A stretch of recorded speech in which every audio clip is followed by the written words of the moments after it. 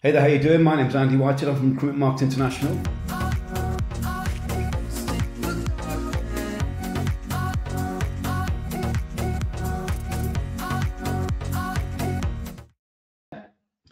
So the challenge Ben's got is the following. So lots of might be able to relate to this. The challenge Ben's got is he's now brought in, how many roles was it, Ben? Was it 8 roles through 2 companies?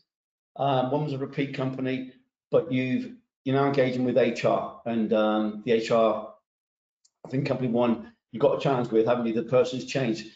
So with HR, what we need to understand, guys, is the following. When we've got our business, we break it down into what's happening. First thing is, for example, if we are looking to bring on board clients, so the very first thing that we're going to do is we're going to build this data set of, let's say, 20,000 clients, and we will help with that. We'll help with that. To build our data set, then what we'll do is we'll set up our automation. We'll set up our automation. And automation at this point, we're going to have a message 1, 2, 3, 4, 5, and we want to get an open rate of 50 to 80% and a reply rate anywhere from 2% up to 70%, depending on the niche and the volume we put through. So quite a big disparity there, right? However, the outcome should be that we get the volume and enough candidates, enough clients we want to get the financial outcome we want. So we build a data set, run the automation, and then we get a conversion piece, right? So we speak to the client, and the client might be a department head, it might be a line manager, it might be someone from C-suite, but then you might get referred from these guys over to HR. Or that sounds great, Steve. Run this by Carol on HR, Ben, talent acquisition manager, etc. So then it comes over here. So now we've suddenly lost this control. We might have a relationship with these guys previously over here, but now we've gone to this middle ground of HR. What we can also do is we can actually run our campaigns direct to these guys too. So you can run your campaigns to the decision maker, as we might call it, but we can also send the campaign direct to HR, which can be really lucrative.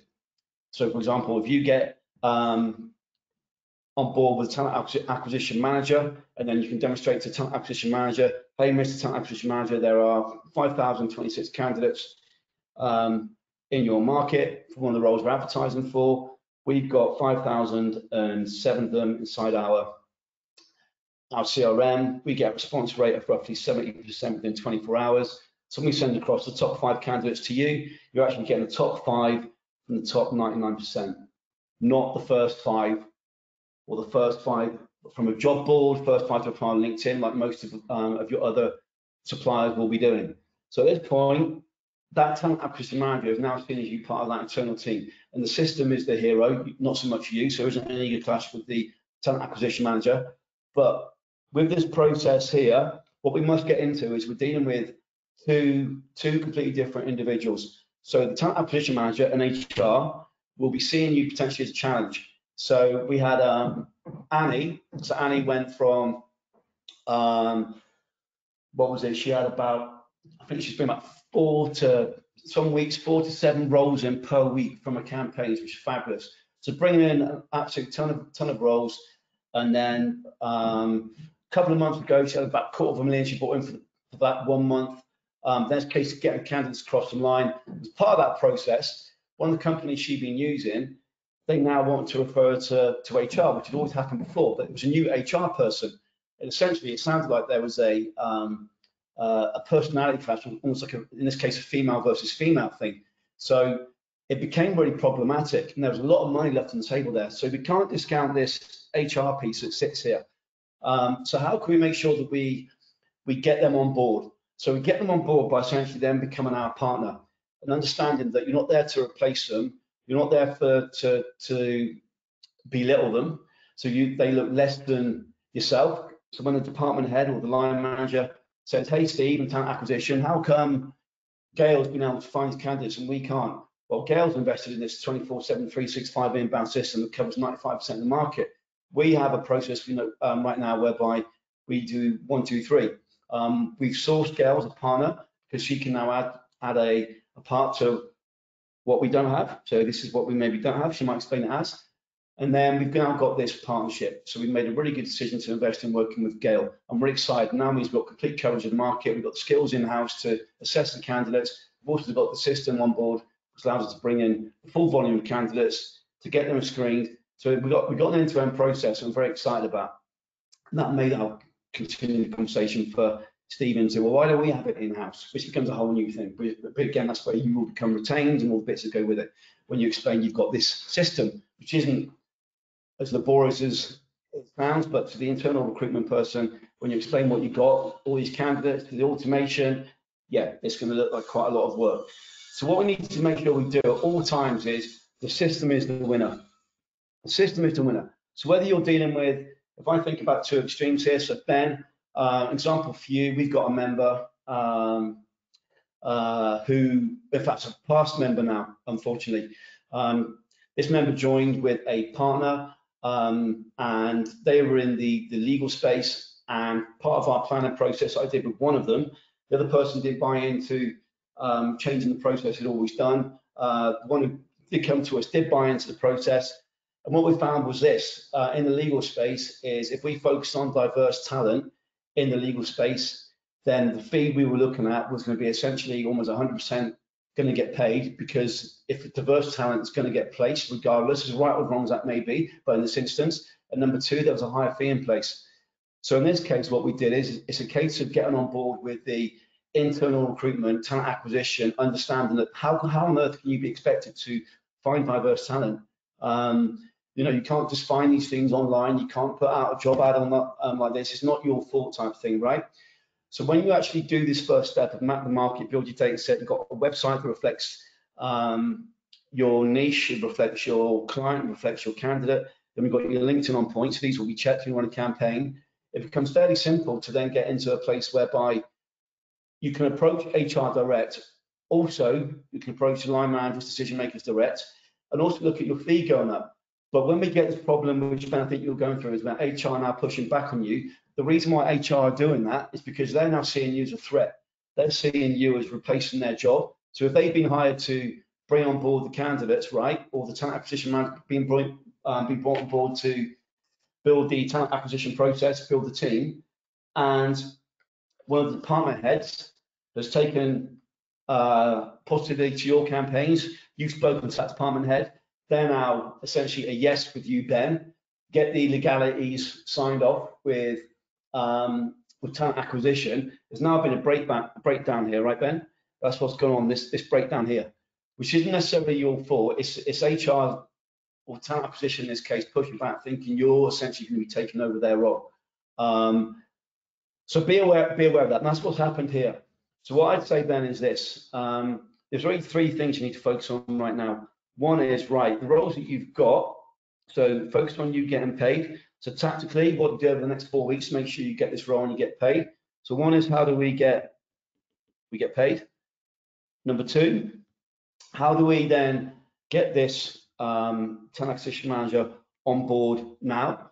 Then number three, how do we preempt this from happening again? So how do we actually in advance ensure this doesn't happen again?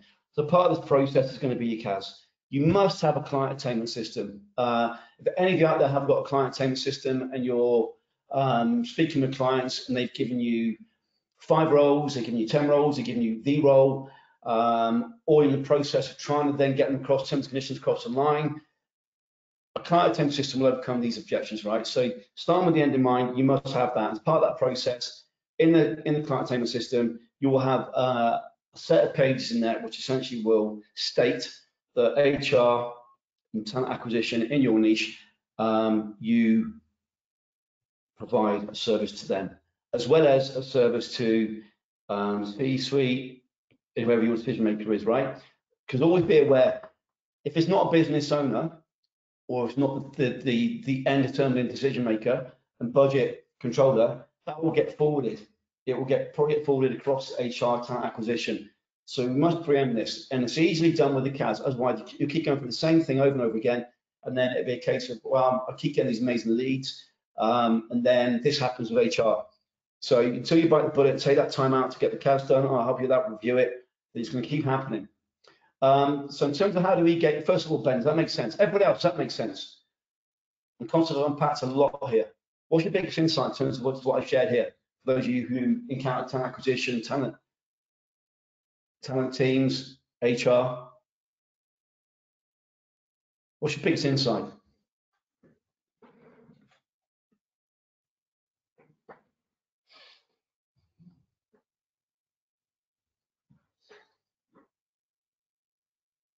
Ben, yeah. No, absolutely not, Steve. So Steve's asking, if you've got a process whereby you're actively going out finding the candidates, or indeed in this case with yourself, Steve, actually finding the clients, the data set you will be building for HR will be over here, remember?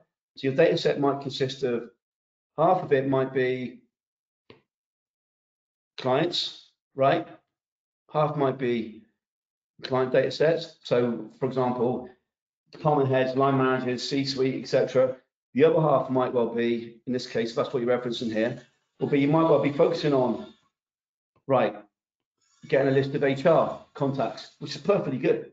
And then over here, we've got our client contacts, right? So yeah, so you would target these up front, and there'd be a different campaign for both. There's actually an HR template, set of templates, okay? And for those of you who've asked it, the noise in the background, apologies, we've got some work being done. Okay, thanks, Steve. So yes, so Marcus, the main thing is that Marcus is this: if what you're always going to be thinking about is the following, Marcus, right? So if your payment timeline starts here, so you start the campaign on day 0, right, and then you get paid on what?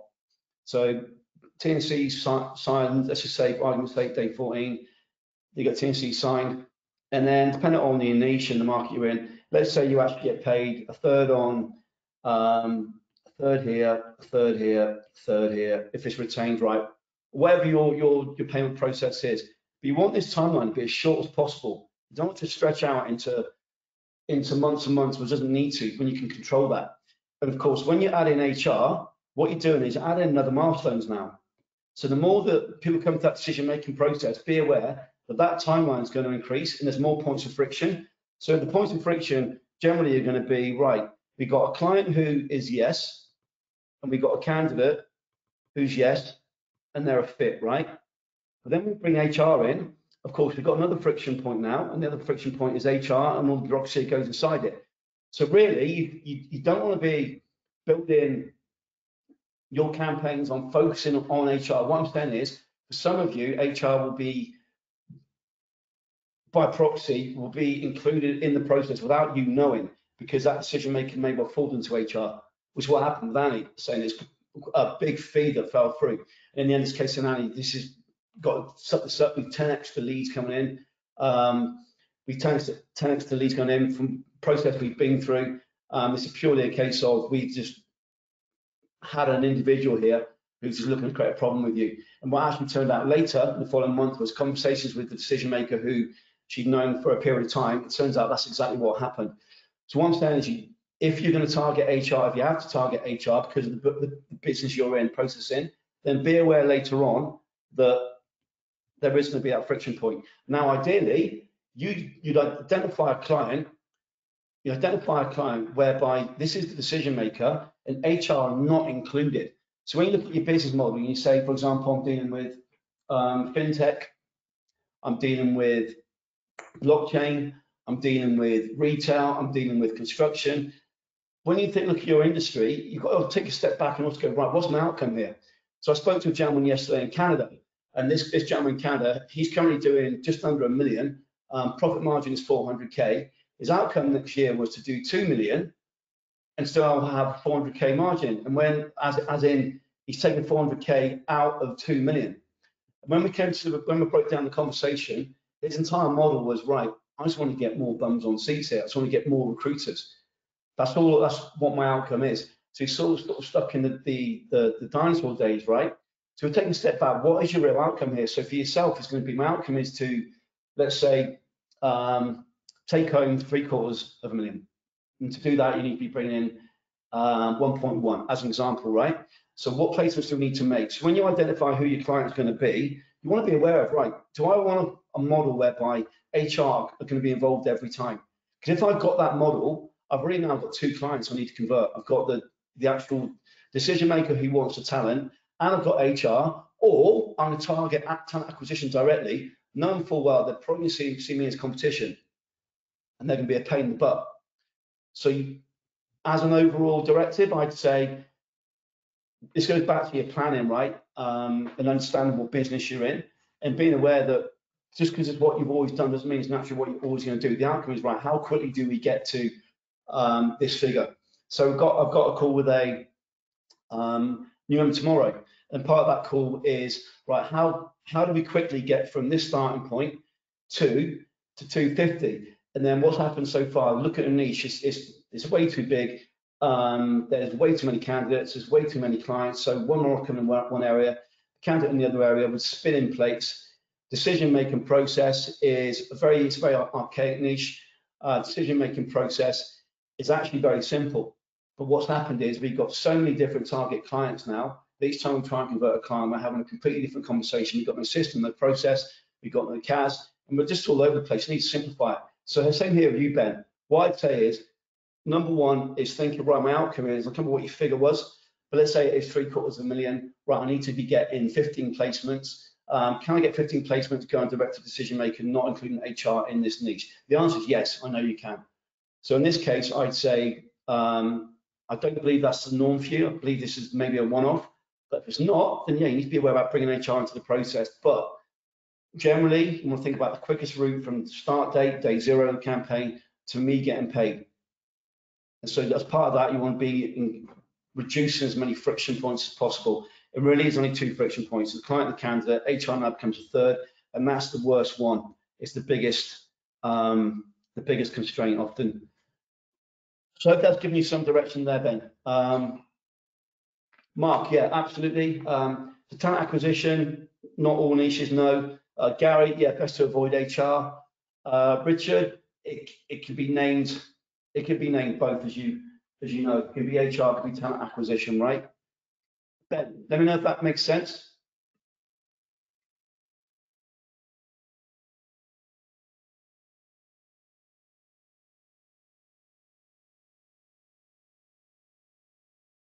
Hey, Ben.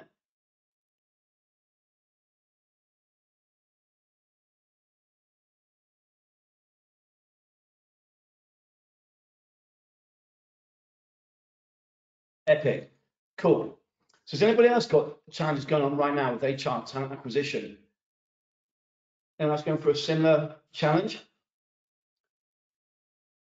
Tanner, the client attainment system. So I know you've got a client attainment system. In fact, it may even need updating. When was the last time it was updated? I know the niche has slightly changed.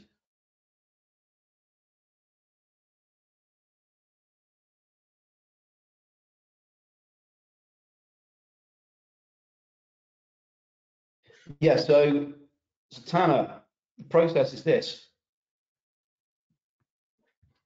So in this case, our leads coming in, right? So what I've said here is the leads you want to be really focusing on, ideally. You want to be creating a focus on, I want clients of this type. So be very clear on the clients we want. So there's a session on increasing your fee. There's a session on increasing your fee. If you ping an email to support at, or indeed a mail, if you're there, if you can get the link, but how to increase your fee. So basically you can increase your fee based on the value your client gets, right? So what's the perceived value from the client's perspective? Perceived value is going to be the best quality candidate at a certain fee in a certain time period, generally, right? So with your leads, everything starts here. Everything starts with your leads. So if you get this bit off point, so we're not targeting with our leads, i.e., are they, is there being a volume? Is conversion going to be possible? Is it niched? Can we get the candidates? What's the decision-making process? How long's the process? Does this refer to engineer to me getting my $750,000, etc., etc., right? So it all starts with the leads and mapping. So we did that on your launch plan. If anything's changed, let me know on that. and I'll have a look at that. But it all starts here. If we get this right, and then you do two things. One is you're diligent with putting the volume through, and then you're diligent with the conversion. So if I look at here, so conversion here, so this is what we went through last week. So here we got open rate 86%, reply rate 42%, reply rate 71%, reply at 66%. So even with these small numbers here, we brought in, I think it was 22 A's. Now, how have we done that? It's because we're diligent with the conversion. So if you're going to do this, which you are, just be aware, right, putting the volume through is the first thing. That comes down to mapping. And then being diligent with conversion, right, I've sent to 1,000, I've got 800 read it, and I've got a reply rate. So you're going to know very quickly, or much below that, a few hundred, whether it's converted to the extent you want to, but it all starts with the leads, right? And the CAS is part of your conversion process. So remember, your clients are inundated, or your clients are in a place where they've got a specific need right now. And the CAS will just shorten the process for them. It will make it cleaner for them, make it easier for them to understand why you, not somebody else. So you're here, your competition's over here, massive gap, right? So always think about that. So it's like when we send out an NPC campaign, rather than see a client or speak to a client, and then we have a social conversation or almost like a coffee network, an event, God forbid, sort of conversation. No, what's the specific problem they got? How can you fix it? And how can you fix it now? So your CAS is absolutely key. When you engage with your clients, you're speaking one-to-one. There's a session called the CAS Power Pitch. The CAS Power Pitch. So when you're speaking with your clients, you want to try not to drift away from having a conversation, going through it for. You want to structure there. So structure you can also hand over to somebody else in your team when they start to engage your clients. But it starts here, right? So with the HR conversion, so if you're going to target HR, this is the process that you're going to use, but you must have a CAS. If we target, say for example, C-suite or our decision makers, you don't necessarily need a CAS as part of that conversion process. It definitely helps, but with HR, 100%, because HR essentially it's you versus them, right? So if you use this session, HR Maximizer Part 1, you'll get all of this laid out right. You'll be able to detail the problems that they've got. In fact, it might be a model of what you got on the screen here. So you can listen to this, take this sheet, and remember, it's going to be about them. So don't forget that bit as we focus on down here. So if you watch that session, you'll be able to nail HR and convert talent acquisition. But as a few of you said, really you want to ideally stay away from HR as much as possible. But if they are part of your process, then you can't put your head in the sand and then just hope it goes away. But again, it comes back to your targeting step 1. And for those of you who booked a quarterly planning call, that's one of the things you want to cover. Make sure that's on your form. Okay. Good man, Ben. Steve, absolutely. So Emil, for those of you who put in the chat box, Emil, can you make sure they get that link? Thank you.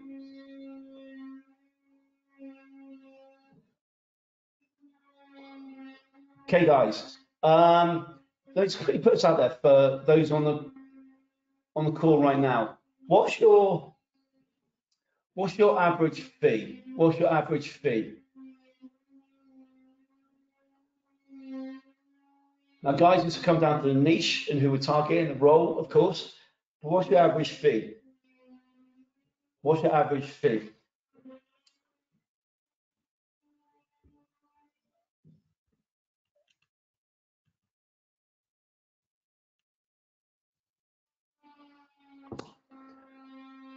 Great. So for those of you who've got a fee of, say, over £25,000, over $35,000, for those who've got a fee over that, how often have you found as a percentage that HR or talent acquisition have been brought into the conversion process for you? For those who are under the 25,000 mark, what's your percentage? Just roughly, half the time is them included, 0.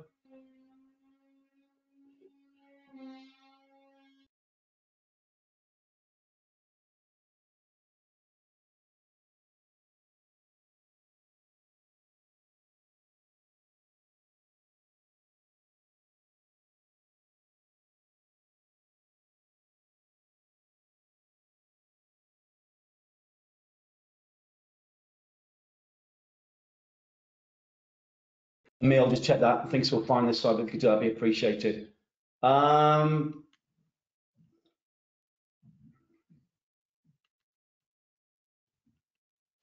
Yeah, so a few of you. So for those of you, so for example, a minimum of 10%, so 25%. We've got never, only after the deal is done, or offer's been made. That's the ideal, right? For those of you, just hey, how you doing, Steve? So for those of you who've got never or zero or under 10, what happens if have they ever been suggested to be part of the process and you just put away, or is it a case you just got a sweet spot with the right client? Because Ben, the lesson here, Ben, I want to get is this: it all comes down to targeting and making that decision up front. Where am I targeting shit? So if it's just what you've always done and that's how it's always been, that's fine. But remember why you're here. We want this change of direction, and we want to have a better process. We want to have a higher end product, right? Which is going to be an increase in volume, an increase in profit, and a decrease in your hours. So just be aware that most people here are, by the looks of it, are pretty diligent about not having it. Now I know some of you, who was it in construction I spoke to? My apologies. I know a few of you, there are some areas where you have to, but the lesson here, Ben, is this: the overriding response is let's target, right, and this let's not get focused on HR. So Ben, listen, I hope that's giving you what you need there. So next up, let me do this. So we got Richard. So we've got Richard. Let's see if Richard's there.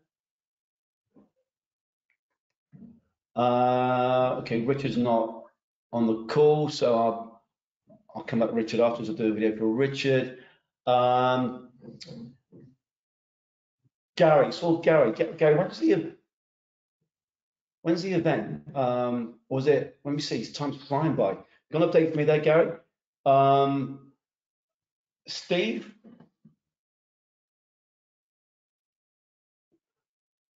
In fact, Gary, let me see. My point to the hiring persona is this is a business critical. My point to the hiring persona is this is a business critical hire via executive search. If the role is that important, then it will be led by the hiring leader, not HR. HR facilitate the process of the business leader. Yeah, agreed. Agreed. Hey, Gary, let's get on a follow-up call then with that. Yes, listen to this, guys. This is a really good summary. So this is from Gary, right? My point to the hiring persona is this. This is a business critical hire. Keywords there, a business critical hire, right? Via executive search. So business critical hire, right? Real potent language we've got there. Okay, and it's via exec search. So this is you guys, right? So you're the mode to get there. If the role is that important, it will be led. It'll be led by the actual leader who has deemed this a business critical hire, right? So it's going to be led by this guy, this girl, who deems this to be a business critical hire. So when HR are involved, as Gary said here, HR should be used to facilitate the process. So facilitate, not convert. So Ben, again, I think that's a good way to view what Gary's shown here, and what we're saying is we don't want to be really getting into the rounds of what you're doing here. If it's every single time, so it goes back to targeting. You can target, absolutely, but remember your outcome. How do we get from where I am now to X amount of thousands, right?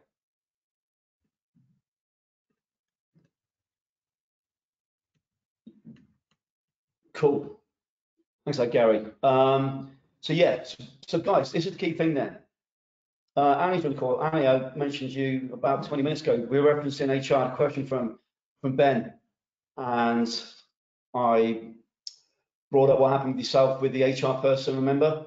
And prior to that, you had a great process with the internal team, and then there was change in the HR leadership. Then suddenly we got the problem, right, Annie? I was just referencing that earlier to Ben. And about the fact in this case that we focused on, right, what do we do, Annie? We focused on getting more leads in, right, getting more business in. And after that one, just realised who we were dealing with, and we said a few things, took me offline. So Ben, hopefully it's given me enough context now that, yeah, if you're repeatedly getting the same instruction with HR, to just understand that it all starts about targeting. Who's our client? Who's our candidate, right? If it's continually happening, then we need to adjust that, Ben, right? So that said,